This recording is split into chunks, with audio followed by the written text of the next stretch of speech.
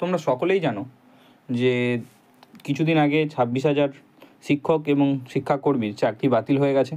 সে সম্পর্কে সেই সমস্ত শিক্ষক এবং বা শিক্ষাকর্মীগুলোকে নিয়ে কী হয়েছে, আজকে নেতাজি ইন্ডোর স্টেডিয়ামে একটি আলোচনা সভা অনুষ্ঠিত হয়েছে। তো সেই আলোচনা সভা থেকেই মাননীয় মুখ্যমন্ত্রী মমতা বন্দ্যোপাধ্যায় কী বক্তব্য দিয়েছেন বা তিনি চাকরিহারা শিক্ষক এবং শিক্ষক কর্মীদের কী আশ্বাস দিয়েছেন সে সম্পর্কেই এই ভিডিওতে তোমাদের সাথে আলোচনা করে নেব। তো দেখো, আমার আজকের ভিডিওর হেডলাইনই হচ্ছে চাকরিহারাদের প্রতি বিশ্বাস। ঠিক আছে, কী বলেছেন তিনি, দেখো আমি পয়েন্ট টু পয়েন্ট তোমাদের কাছে নিয়ে এসেছি। ঠিক আছে, দেখো 1 নম্বর পয়েন্ট কী আছে, বলেছে 2016 সালে এসএসসি দ্বারা নিযুক্ত চাকরি প্রার্থীদের মধ্যে যারা যোগ্য চাকরি প্রার্থী আছে তাদের চাকরি কিন্তু যাবে না। এটা আমাদের মাননীয় মুখ্যমন্ত্রী মমতা বন্দ্যোপাধ্যায় কী করেছেন, প্রতিশ্রুতি দিয়েছেন। বোঝা গেল যে যারা যোগ্য চাকরি প্রার্থী আছে তাদের কারোর চাকরি যাবে না। আর কি বলেছে তিনি, চাকরি প্রার্থীদের রাজ্য সরকার বরখাস্ত করবে না। ঠিক আছে, মাননীয় মুখ্যমন্ত্রী মমতা বন্দ্যোপাধ্যায় বলেছেন যে চাকরি প্রার্থীদের কী করবে না, রাজ্য সরকার তাদের বরখাস্ত করবে না বা কোনো সার্ভিস ব্রেক তিনি করবেন না। আরও কী বলেছে, পয়েন্ট উঠে এসেছে দেখো আজকে সভা থেকে। কি বলেছে, রাজ্য সরকার ও এসএসসি কী করবে, সুপ্রিম কোর্টে যাবে এবং তিনি রিভিউ পিটিশন করবেন বা পুনর্বিবেচনার মাধ্যমে সুপ্রিম কোর্টের কাছ থেকে ব্যাখ্যা চাইবে যে কী কারণের ওপর বেস্ট করে তারা এই প্যানেল বাতিল করেছে বা বিভিন্ন যোগ্য অযোগ্য কীভাবে তারা বুঝলেন, এই সমস্ত কিছু বিষয় কিন্তু তারা কী করবে, সুপ্রিম কোর্টের কাছে তারা জানতে চাইবে রিভিউ পিটিশন বা পুনর্বিবেচনার মাধ্যমে।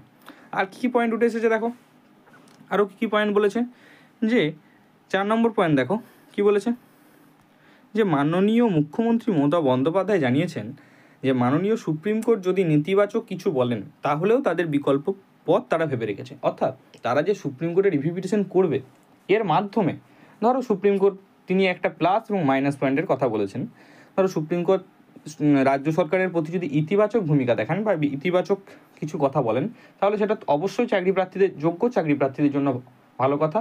কিন্তু যদি সুপ্রিম কোর্ট নেতিবাচক কিছু কথা বলেন তাহলে সেক্ষেত্রেও তিনি কী বলেছেন, আমাদের মাননীয় মুখ্যমন্ত্রী জানিয়েছেন যে তারা বিকল্প পথ ভেবে রেখেছে, অর্থাৎ তারা প্ল্যান বি ভেবে রেখেছে। ঠিক আছে, আরও কী পয়েন্ট উঠে আসছে দেখো, 5 নম্বর পয়েন্ট কী বলেছে, তিনি বলেছেন আইনি পথেই তারা বঞ্চিতদের হয়ে লড়াই করবে। অর্থাৎ তিনি সুপ্রিম কোর্টের যে সমস্ত নিয়ম বা আইন আছে সেই সমস্ত আইন মেনেই কিন্তু তিনি বঞ্চিতদের হয়ে লড়ার তিনি প্রতিশ্রুতি দিয়েছেন। আরও কী পয়েন্ট বলেছে দেখো, 6 নম্বর পয়েন্ট কী বলেছে, তিনি সেই সুপ্রিম কোর্টে আইনি লড়াই লড়বার জন্য যে সমস্ত বিচারপতিগণকে নিযুক্ত করেছেন তাদের মধ্যে অন্যতম কারা কারা আছে দেখো, অভিষেক মনু সিংঘভি আছেন, মাননীয় কপিল সিব্বাল মহাশয় আছেন, মাননীয় কল্যাণ বন্দ্যোপাধ্যায় আছেন, মাননীয় প্রশান্ত ভূষণ, মাননীয় দেবান মণ্ডল প্রমুখ মাননীয় আইনজীবীগণ তাদের হয়ে কী করছেন, আইনি লড়াই লড়বে। বোঝা গেছে, তিনি এই মাননীয় আইনজীবীগণকে কী করেছেন, আইনি লড়াই লড়ার জন্য কী করেছেন, তিনি নিযুক্ত করেছেন। আরও কী পয়েন্ট উঠে আসছে দেখো, আমি পয়েন্ট টু পয়েন্ট তোমাদের ধরে ধরে বলছি যাতে তোমাদের কাছে জিনিসটা ক্লিয়ার হয়ে যায় যে কী আশ্বাস আমাদের মাননীয় মুখ্যমন্ত্রী মমতা বন্দ্যোপাধ্যায় দিয়েছেন। দেখো 7 নম্বর পয়েন্ট কী বলেছে, তিনি বলেছেন আগে যোগ্য চাকরি প্রার্থীদের বিষয়টি তিনি দেখবেন এবং পরে অযোগ্যদের নিয়ে ভাববেন।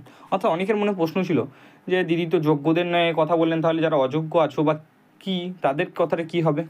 ঠিক আছে, বা অনেক যোগ্যদের মনেও প্রশ্ন আসতে পারে যে তাহলে দিদি অযোগ্যদের নিয়ে কিছু বললেন না, তাহলে কি সকলকেই চাকরি তিনি বহাল রাখবেন।